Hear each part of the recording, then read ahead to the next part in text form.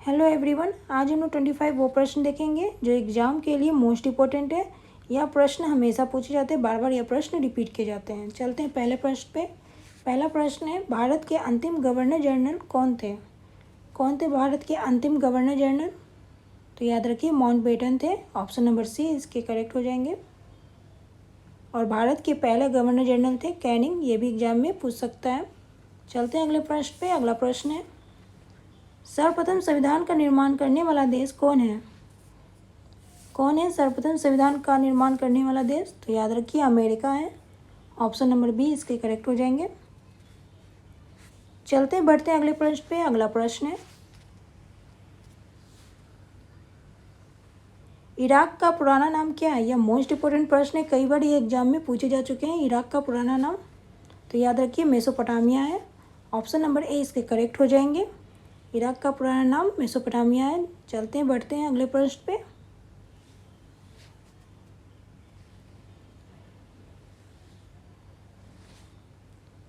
रंगनाथ मंदिर किस शहर में स्थित है?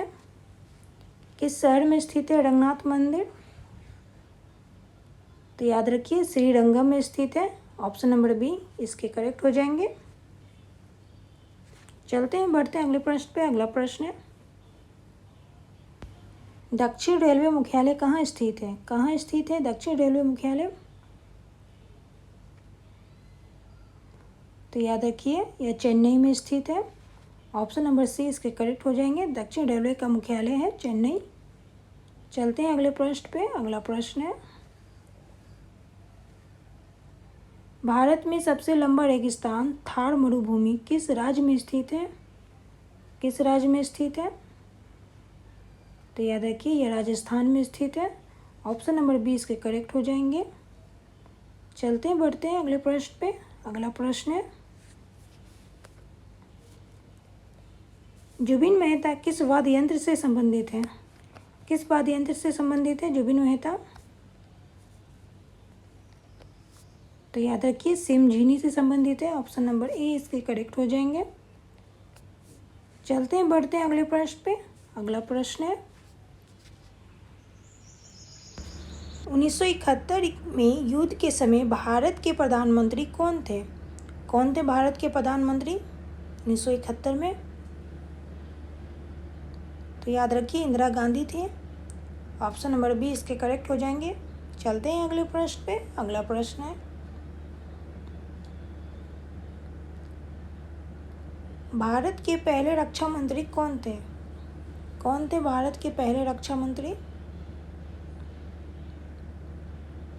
तो याद रखिए Sardar Baldev Singh. Option number A इसके करेक्ट हो जाएंगे। चलते हैं अगले प्रश्न पे। अगला प्रश्न है, भारतीय राष्ट्रीय कांग्रेस के संस्थापक कौन थे? कौन थे भारतीय राष्ट्रीय कांग्रेस के संस्थापक? तो याद रखिए ए.ओ. ह्यूम थे। ऑप्शन नंबर ए इसके करेक्ट हो जाएंगे। चलते हैं अगले प्रश्न पे। अगला प्रश्न है, उत्तर प्रदेश का स्थापना दिवस कब मनाया जाता है? कब मनाया जाता है उत्तर प्रदेश का स्थापना दिवस?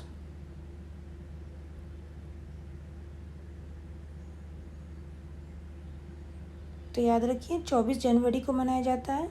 ऑप्शन नंबर ए इसके करेक्ट हो जाएंगे। और यह मोस्ट इम्पोर्टेंट प्रश्न है, कई बार एग्जाम में यह पूछे जा चुके हैं। ठीक है, तो चलते हैं बढ़ते हैं अगले प्रश्न की ओर।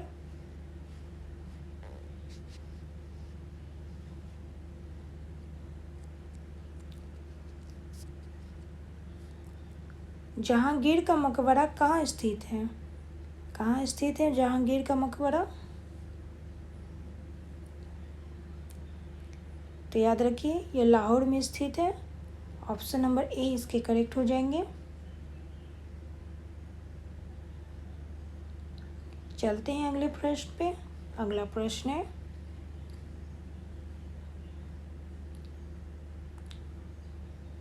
डिमोस किस ग्रह का उपग्रह है?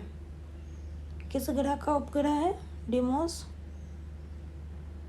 तो याद रखिए मंगल ग्रह का उपग्रह है डिमोस। ऑप्शन नंबर बी इसके करेक्ट हो जाएंगे। चलते हैं अगले प्रश्न पे। अगला प्रश्न है, हजारीबाग नेशनल पार्क किस राज्य में स्थित है? किस राज्य में स्थित है हजारीबाग नेशनल पार्क? तो याद रखिए यह झारखंड में स्थित है। ऑप्शन नंबर सी इसके करेक्ट हो जाएंगे। चलते हैं अगले प्रश्न पे। अगला प्रश्न है,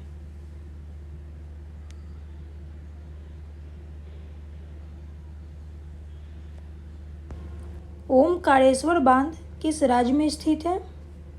किस राज्य में स्थित है ओमकारेश्वर बांध? ऑप्शन है गोवा, बिहार, झारखंड या मध्य प्रदेश। तो याद रखिए यह मध्य प्रदेश में स्थित है। ऑप्शन नंबर डी इसके करेक्ट आंसर है। चलते हैं अगले प्रश्न पे। अगला प्रश्न है,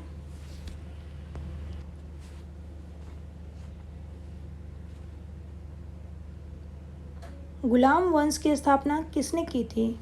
किसने की थी गुलाम वंश की स्थापना?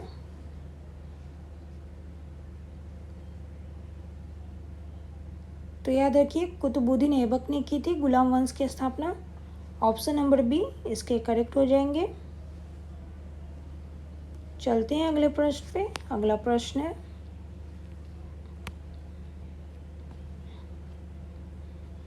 ताप्ती नदी का उद्गम किस राज्य से होता है? किस राज्य से होता है ताप्ती नदी का उद्गम?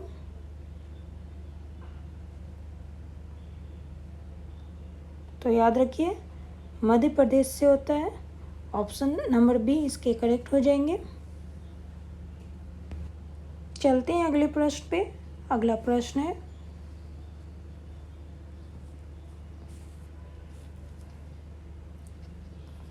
बरेली शहर किस नदी के किनारे स्थित है?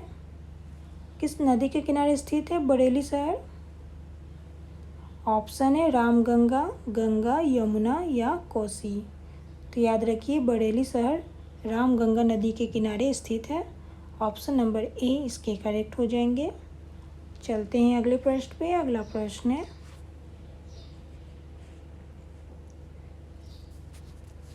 गंगा नदी के तट पर इनमें से कौन सा शहर स्थित है? कौन सा शहर स्थित है? ऑप्शन है मथुरा, आगरा, कानपुर या कोटा। तो याद रखिए गंगा नदी के तट पर कानपुर शहर स्थित है। ऑप्शन नंबर सी इसके करेक्ट हो जाएंगे। चलते हैं अगले प्रश्न पे। अगला प्रश्न है,